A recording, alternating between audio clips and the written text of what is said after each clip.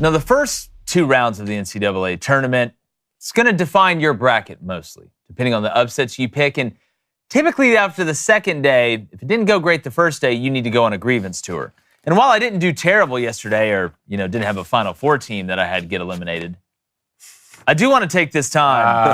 I do want to take this time. Okay. I do want to take this time. How's Missouri doing? To please, I'm getting to it. Okay. To let everybody involved in Missouri basketball and really anybody that follows Missouri, I'll never forgive you for that yesterday. Now, props to Drake. What they did was outstanding. Sturtz is a great player. But the product that was on the court yesterday, I don't care what you did in the regular season. I don't care that you had a couple top 5 wins. You beat a bad Kansas team earlier in the year. But it was fun to watch you. You were high-flying. You were an offensive powerhouse. You played loose. But yesterday, you let everybody down. Everybody down. And I'm really not even mad. I'm just disappointed. So I'll never believe in y'all in anything again. I'm going to go ahead and make that decision. And now I hope Drake runs the table. I hope Drake goes through the whole thing because I did have Missouri in my Elite Eight. I had Florida beating them in the Final Four. And guys, I feel like I need to give the floor to each of you to at least have a minute or two or however long it takes you to call out, maybe a team from yesterday that let you down. Like Missouri? Like Missouri. Please, pile on. No. Word on the street is you've already forgiven them. That's what I heard. Oh, really? Yeah. Well, guess what? Somebody lied on the street. Not terrible. I've had worse first days. 12 out of the 16 I hit. Did lose 2 Sweet 16 teams, Mizzou and Clemson, which I'll let you take Clemson over there. Lost 0 Elite Eight teams, but look, the day is young here. Alabama squeaking one out as we're watching right Lucky here. Robert Morris can't shoot. Well, they did end up winning by 10, but that thing got tight there. Also, I want to hear what how you guys were feeling about halftime of the Auburn game. I know that we'll get to that. And then, the alma mater. Look, I thought we blew it. We can't get the basketball down to 2 7-footers in the post, but you know what? Sometimes you squeak one out. That's how it is. And you live to fight another day. Flaming Dragon, look, there's no guessing about who you're about to talk about, but go ahead. Well, the thing about it, I didn't have a terrible day yesterday. And we're going to get to Clemson. Yale, I had Yale. I had Yale winning. I had Drake winning. But they didn't get to Clemson. But Yale didn't win. I know. I had Yale winning, which didn't win once you lock in over there. Hey, my bad. How do you score 13 points in a half? I can go get me in the Lollipop Guild and at least put up 15. So what I'm going to do now I'm going to go through your lineup, mostly the starters, and I'm going to call you soft. Because you know why? Because you got out-rebounded by a McNeese team that you were like 7 feet taller than. Chase Hunter, congrats, you're soft. Ian Shefflin, you woke up this morning, looked in the mirror, and guess what? You're still soft. Jaden Zachary, soft. Chauncey Wiggins, congrats, you're soft.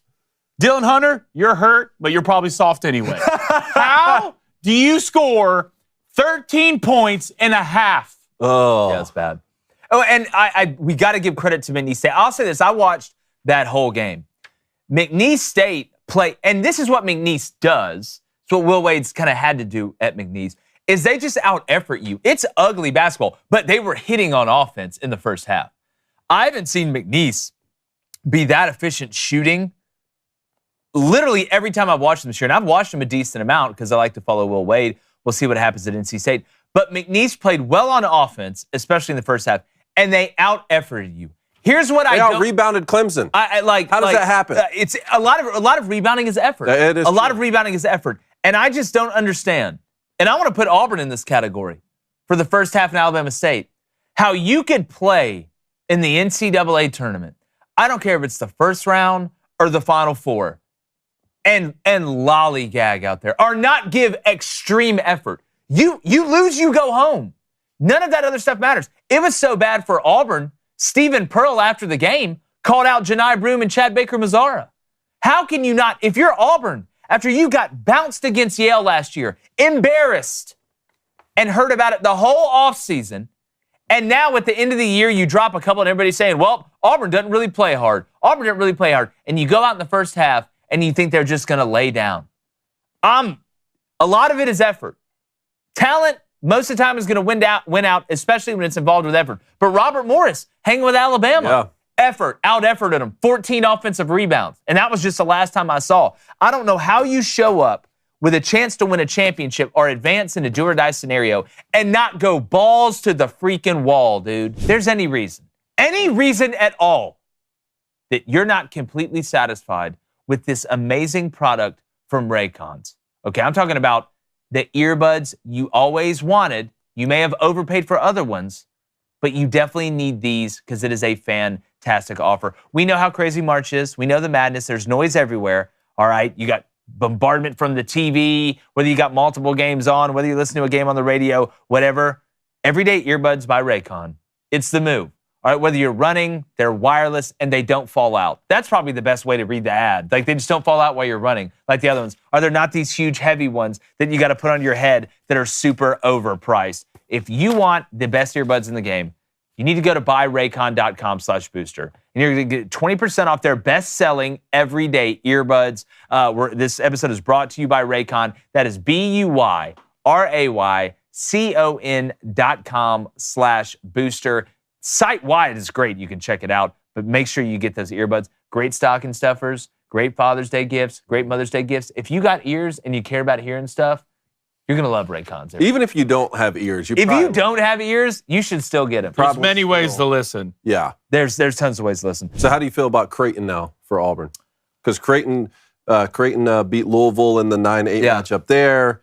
Going to have Kalkbrenner and the whole gang. Here's what I think about Creighton.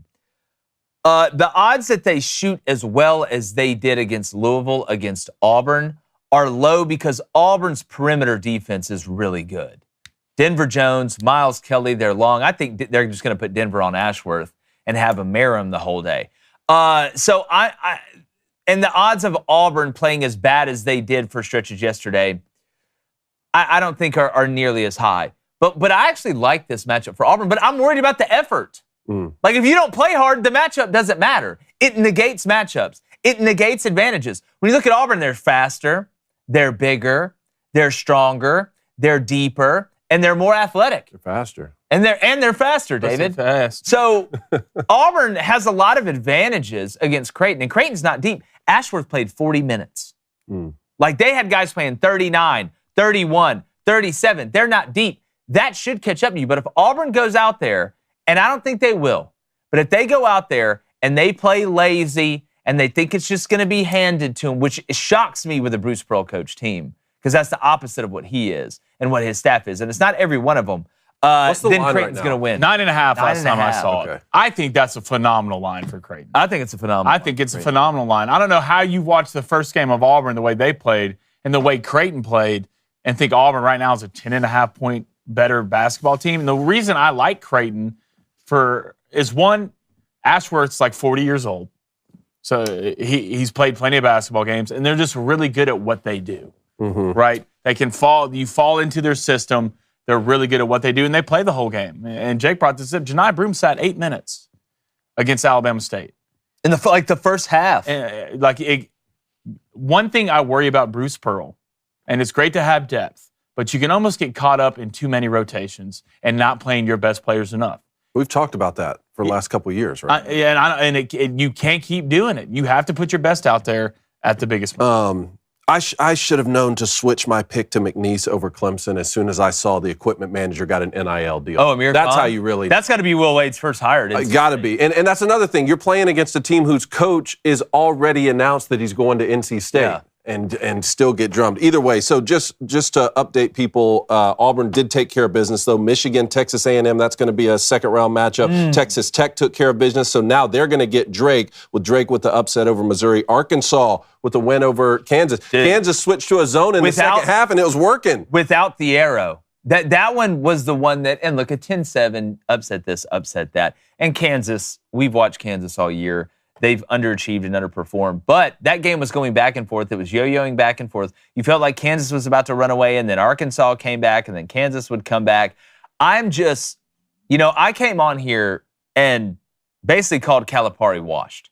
And look, Arkansas is a 10 seed beating an okay Kansas team in the first round doesn't anoint you as the king of college basketball. And they've got a hell of a game against St. John's. But I do got to give credit where credit is due. I'm not one of these people that pretends like, oh, well, if I get something right, I'm going to talk about it. If I get something wrong, I'm not going to talk about it. We'll see with Arkansas. But what Calipari has done with all the injuries, with all the distractions, with starting out 0-5 in SEC play, it's really, really impressive. And you saw Boogie Flan get back into the mix yesterday. And if Tiero comes back, I'm telling you right now, that St. John's Arkansas game, that's not going to be just some overmatched Arkansas team going in there. I wouldn't be shocked at all. John Calipari and Rick Pitino. I mean, and what a coach! It's a mafia meeting. Yeah, it really is a mafia. Because St. John's did take care of business. Tennessee took care of business. UCLA, man, UCLA looked strong. I had Utah State in that game. They took care of business. Utah State couldn't hit a shot. Purdue with the win over High Point. I'm glad I had that one. Purdue will now take on McNeese with the McNeese upset over Clemson. Houston took care of business. BYU, Wisconsin, Gonzaga. Gonzaga. Look, I get the Georgia good. guys couldn't even put their pants on the right way. Did you see the one Georgia player put his pants on? Yeah, backwards? so what was the deal with that? What happened? Like his pants on backwards? Yeah, we got the video. Yeah, let's go and play the video real quick. Our best dressed partner, Debbie Antonelli, picked up something here. It's tough, brother. Tough. You got the Nike mark on the ass. Not only do I blame him, but where are the teammates at? Yeah, somebody. Can someone tell me something? Has Georgia not won a tournament game since the 90s? It's been like 25 years. 98 or something? But yesterday, I think Georgia could have played really well and still lost by 15. Gonzaga was not missing. Yeah. That first half, whether it was Huff, Hickman finally showed up, Battles a bucket. That Gonzaga team reminded me of some of the great Gonzaga teams that I've seen. Now, we'll see.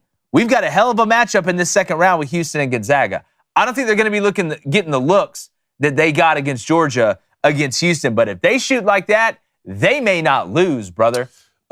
Just this morning, Baylor 75-72 over Mississippi State. That one came down to the wire, though. Dude, Mississippi State just can't do it. I had Baylor on that one. Let's go. That was one I crossed out. I took Baylor at the end. Just can't. Right's a problem. Mississippi State just can't do it. And Hubbard went off. They just can't win in the tournament. Whether it's Michigan State, whether it's, obviously today with Baylor, Chris Jans kind of mixed things up schematically to get some more offense, even though he's a defensive-laden coach. They just can't do it in the tournament. Like, I don't know if they'll ever win a tournament game now. Hey, YouTube, appreciate you guys hopping on. Make sure you hit that subscribe button. Turn that notification bell on so you know when Crain and Company goes to college or locker room talk is dropping.